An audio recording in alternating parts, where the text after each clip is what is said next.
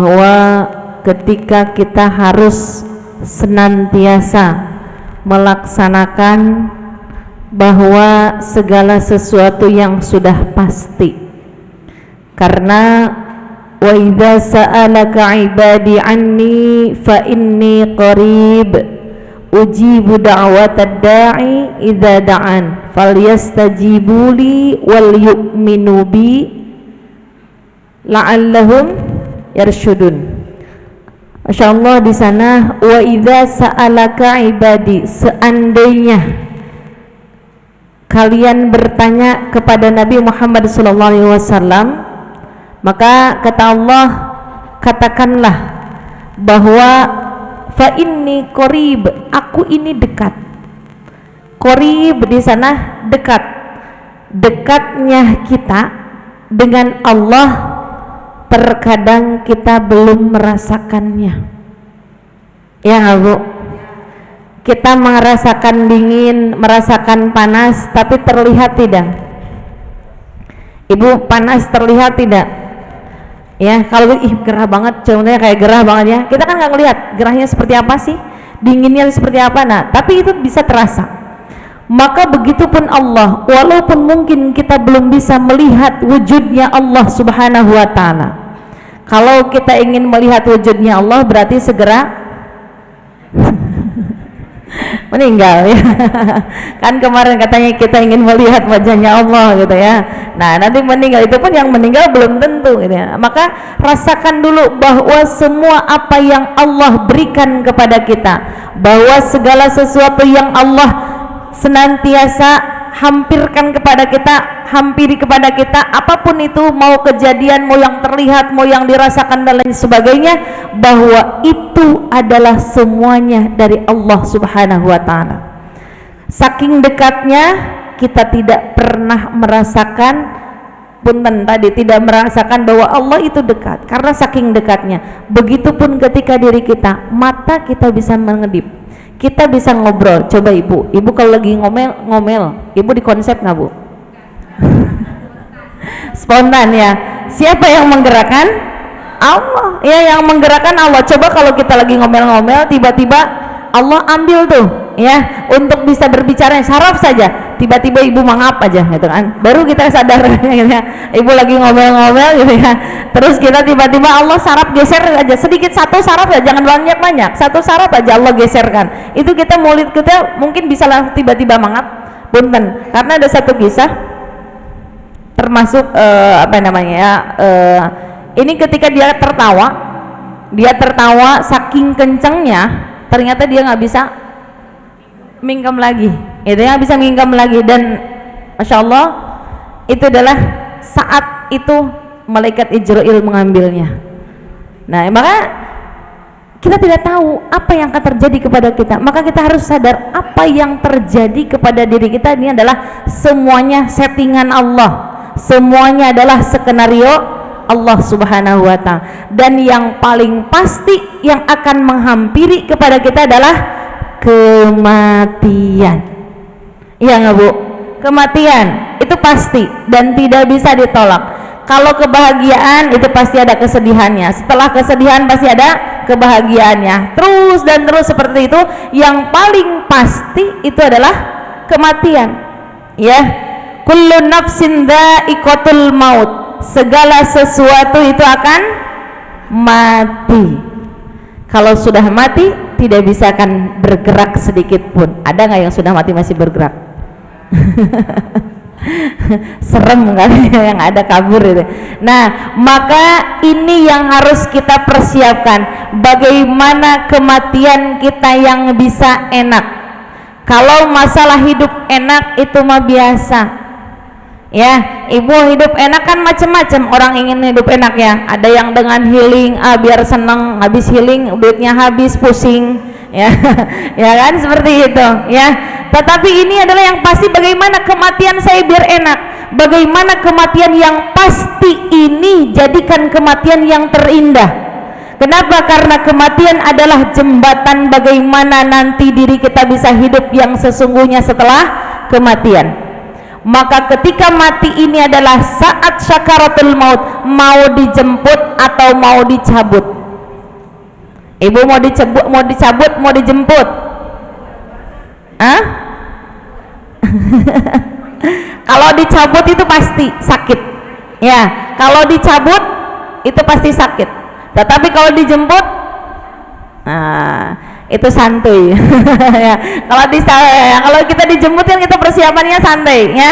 Maka di sana kenapa saking santainya, saking tenangnya? Ya ayyatuhan nafsul mutmainnah, wahai jiwa-jiwa yang tenang, irji'i ila rabbiki radiyatan mardiyah, fadkhuli fi ibadi wadkhuli jannati.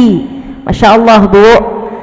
Irji'i, kembalilah ila rabbiki, kepada Tuhanmu, radiyatan mardiyah, dengan hati yang ridho dan diridhoi. Masya Allah, Bu. Kematian kita pasti, nggak ada yang kita tenang-tenang aja. Kenapa? Karena kematian tidak ada yang bisa melihatnya dan tidak ada yang tahu kapan itu terjadinya. Kematian tidak melihat usia, kematian tidak melihat sehat atau tidaknya, kematian tidak akan melihat dia sedang apa. Namun yang bisa mengusahakan adalah kitanya, mau dibawa ya kan?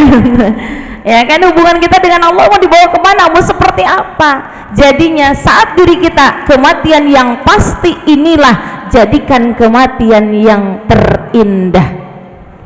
Ya Ibu, kalau makan enak itu mudah, ya kan?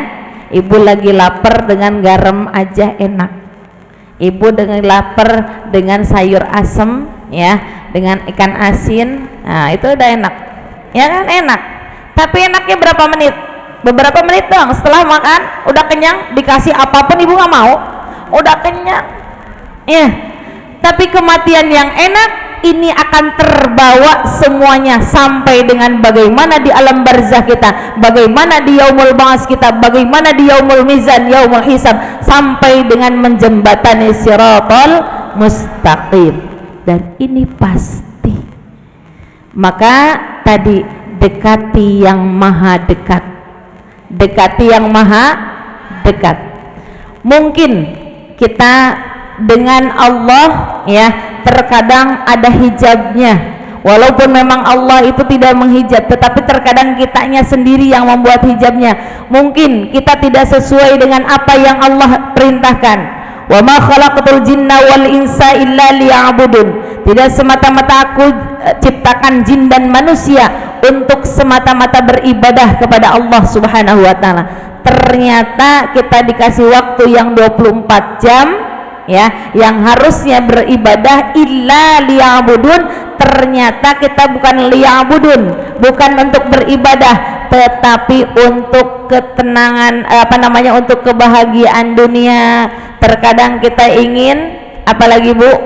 Ingin tertawa, ingin apalagi? Ingin, pokoknya ingin bahagia terus, ya, seperti itu. Tetapi terkadang kita ibadahnya lupa. Mungkin kalau kita lagi sadar ibadahnya kita bisa, tadi nyucinya niat ibadah, apalagi masaknya niat ibadah, nyapunya niat ibadah. Namun kalau saatnya kita ada lupanya, manusia ada goflahnya, ada kadang lupanya. Bagaimana caranya senantiasa diri kita biar terus bisa ingat kepada Allah, biar niatkan ibadah? Karena tadi diri kita ibadahnya mungkin ada yang bisa menghalangi kita. Salah satunya adalah, mungkin ada yang sudah pernah saya sampaikan, kita sering datang kepada Rasulullah sallallahu alaihi wasallam. Walau annahum idzalamu anfusahum, seandainya kita merasa zalim, tidak sesuai dengan apa yang Allah perintahkan kepada kita, dan kita mungkin ada yang dilanggar di sananya, maka diri kita merasa zalim di sana. Segala sesuatu yang tidak pada tempatnya, maka itu adalah zalim. Kita pun mungkin termasuk orang yang zalim itu. Apa yang harus kita lakukan? Kata Allah, ja'uka, silahkan datang kepada Rasul. maka datang kita terus bertawasul kepada Rasul. Ja'uka, datang kepada Rasul, terus datang dengan datang disanya memiliki 3 arti. 1, arti datang adalah secara bertatapan, mungkin bagi para sahabat. Yang kedua, datang kepada Rasul secara ziarah mungkin bagi yang punya duit, bisa sering, bisa setahun sekali, sebulan sekali, mungkin bahkan tiap hari itu kalau yang orang Madinah. Tapi kalau bagi kita orang Indonesia, datang kepada Rasul adalah datangnya dengan bertawasul. Datang dengan bertawasul. Kalau kita sering datang kepada Rasul, mudah-mudahan nanti ketika di padang mahsyar Rasul akan mencari aina ummati, mana umatku. Ini ya Rasul, contohnya ada Rasul lewat, ya Rasul lagi mencari aina ummati. Ini Rasul, kata Rasul, siapa lo? Kalau kita nggak pernah datang kepada Rasul, kalau kita nggak pernah datang. Tapi kalau orang yang pernah datang, seperti halnya kemarin yang datang ke acara kemarin maulid di sekolah, ada sekitar 700-an lebih, kurang lebih 700-an. Saya masih bisa mengenali, oh ini dari majelis taklim GPM, oh ini majelis taklim ini, oh ini walaupun saya nggak tahu namanya, nggak tahu namanya, saya nggak bisa ngafal sebegitu banyaknya ya. Tapi ini tahu, oh ini orang sini nih, majelis taklim ini, kayak ini aja, di sini aja, jangan jauh-jauh. Ini majelis, saya nggak tahu semua namanya, tapi oh ini dari sini, kenapa? Karena sering bertemu, sering datang. Ketika orang yang sering datang, minimal kita kenal wajah. Begitupun saat nanti ketika Rasulullah, aina ummati, mana umatku? Ini ya Rasul, oh ini yang sering datang kepada saya, sering tawasul kepada saya, sering ziarah kepada saya, maka mudah-mudahan Rasul akan menolong kita. Amin ya Allah ya Rabbal Alamin. Karena Rasul pasti akan menolong kita. Kita hanya punya Rasul orang dalamnya. Ibu siapa yang punya orang dalam lagi? Orang dalamnya kita hanya Rasulullah yang sudah pasti, ya.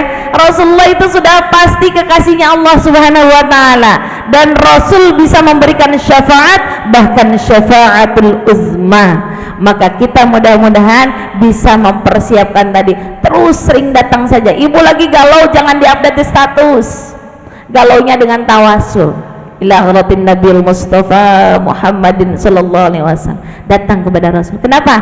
Karena zikir kita subhanallah walhamdulillah wa la ilaha illallah wallahu akbar wa la haula wa la quwwata illa billahil aliyyil azim.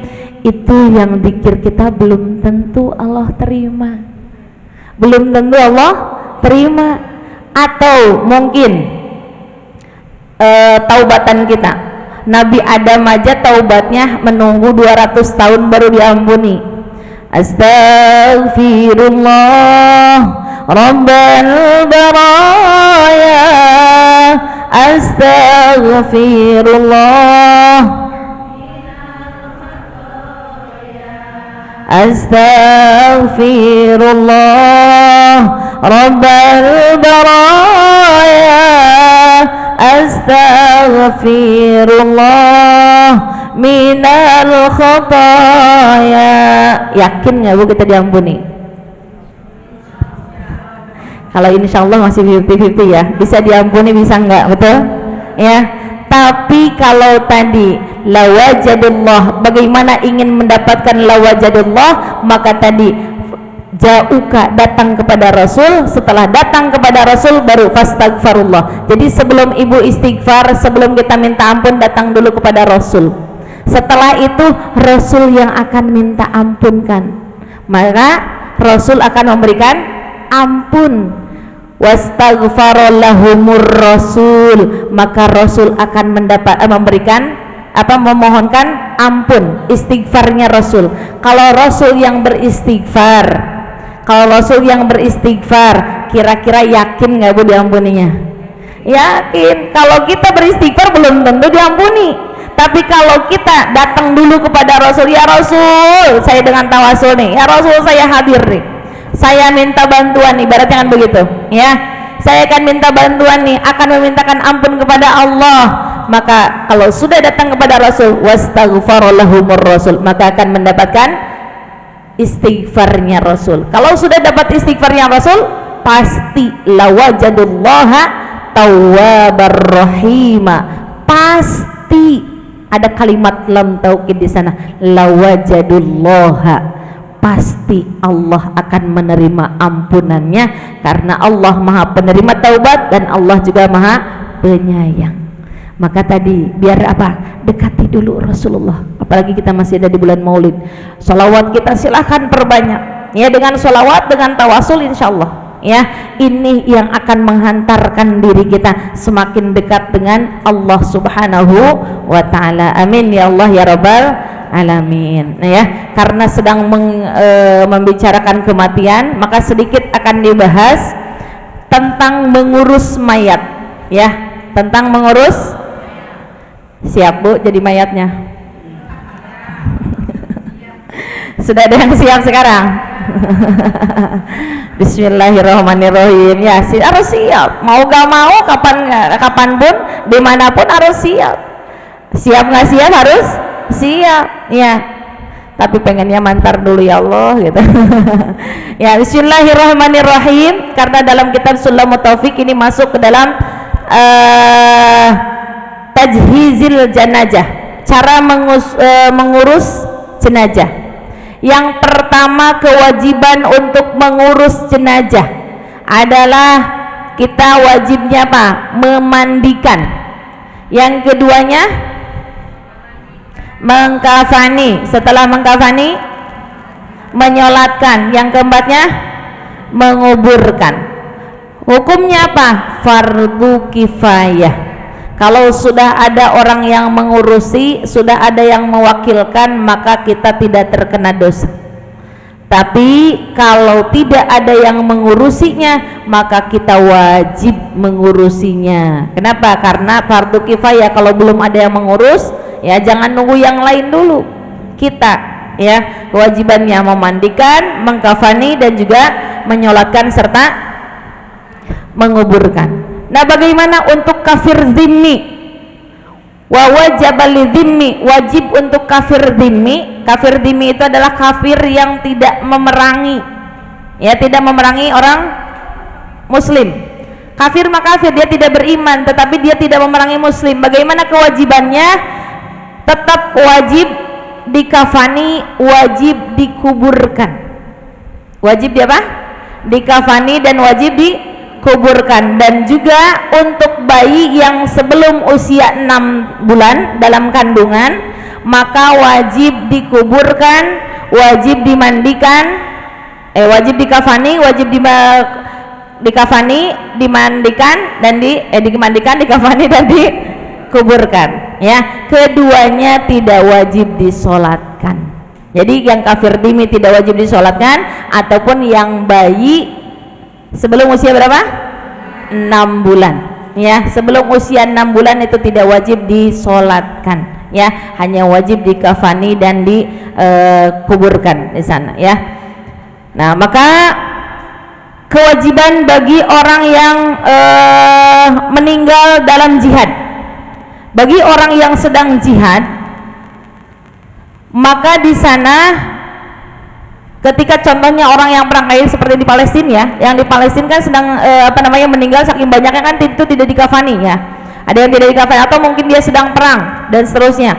Nah, maka ini adalah kewajibannya, dikuburkannya adalah dengan pakaiannya, ya, dengan pakaiannya saja. Jadi tidak usah tidak usah dimandikan dan juga tidak disolatkan, tidak dimandikan dan tidak disolatkan untuk orang yang meninggalnya dalam keadaan jihad fisabilillah. Kenapa? Karena sudah berebut, malaikat ingin langsung mengambilnya. Kenapa? Saking wanginya orang sedang berjihad ya. Maka di sana hanya wajibnya adalah dimandikan dan tidak wajib dimandikan dan tidak disolatkan. Dikafaninya pun hanya dengan pakaiannya, kecuali kalau mungkin kurang ya bisa ditutupi dengan tambahan kayaknya, contohnya karena memang rusak bajunya dan lain sebagainya, itu bisa ya dikafani seperti itu.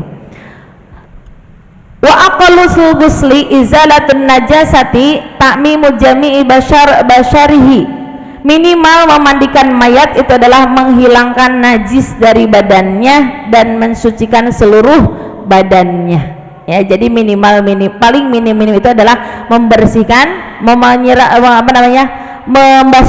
membasuh seluruh tubuhnya dan membersihkan najisnya. Najis bagian mana? Punten, kalau orang Sunda bilang mah di werdonan itu apa? Di apa namanya? Diurut di bagian perutnya ya. Oh, ditekan. Nah, ditekan, bukan diurut kayak mau dipijit, bukan. Ya ditekan bagian perutnya ya biar bersih. Nanti ketika karena apa? Karena kan si kondisi tubuh ya, kalau sudah meninggal, Masya Allah Bu, kalau saya ngomongin meninggal, ya Allah nanti saya lemah banget ya, udah ngurusin orang, mandi butuh orang, ya nggak Bu? Kita mandi butuh dimandiin, kita nggak ada yang udah meninggal mandi sendiri, ya, ya kan? Kita harus dimandiin sama orang, kita butuh ada orang ini gitu ya, untuk ngurusin kita. Kalau sudah meninggal kita nggak bisa ngapa-ngapain kan, yang mandiin orang, yang ngafani orang, yang nyolatin. Nah, makanya kalau kita nggak mau sholat ya, nggak mau sholat berjamaahnya, kalau kita mau berjamaahnya di depan atau di belakang Bu? Makmumnya mau di depan di belakang? Kalau di belakang masih normal, kalau udah di depan dipaksa makmumnya di depan ya, disolatkan jadinya ya. Maka nah ini kalaupun tentang balik lagi ke tadi ya, ketika diri kita orang yang meninggal, kenapa harus dibersihkan bagian perutnya? Karena kan lama kelamaan itu si tubuh akan menciut ya. Nah itu jadi istilahnya syarafnya itu akan longgar.